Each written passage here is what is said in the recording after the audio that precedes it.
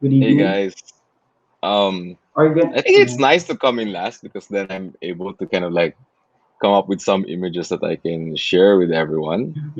Yes, sir. Um, you know, I think at the end of the day, it's nice to be able to respond, to what everyone said, right? So maybe I'll just share my screen with everyone. Um, so, you know, I think our office, we work in a wide variety of projects, right? In terms of scale, in terms of like what we do. Um, but at the end of the day, I think our main focus right now is to advocate for social architecture. And what that means is that we want to build communities, not just houses or shopping malls or, whatnot. And we really believe that, we must embrace, our role as architects in society.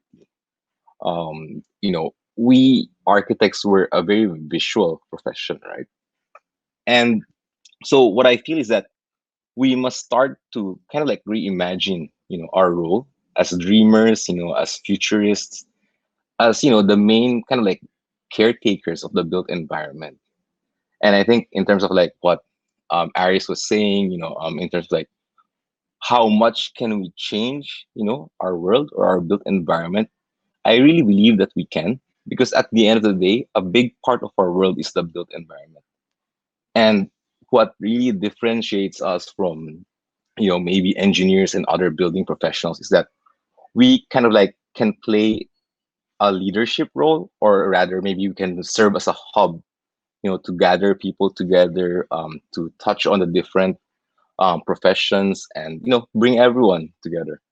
And so we feel like this is a vital role that architects can play. And this is the difference between an architect and the other building professionals, is that we have the power to imagine. And so we feel like, as architects, we have to put our money where our mouth is. And, personally, as an architect, I just like to do what, when I think of something that I want to do, I just try to do it.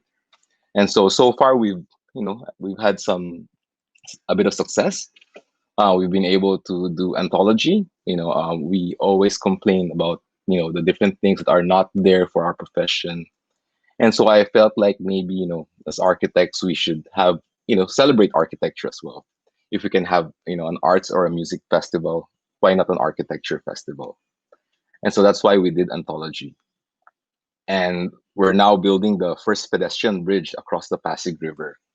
And if you imagine Metro Manila is bisected by the Pasig River, and if we want to promote personal mobility, we definitely should try to push, for pedestrian bridges. And so we feel like this is a responsibility that we must advocate for.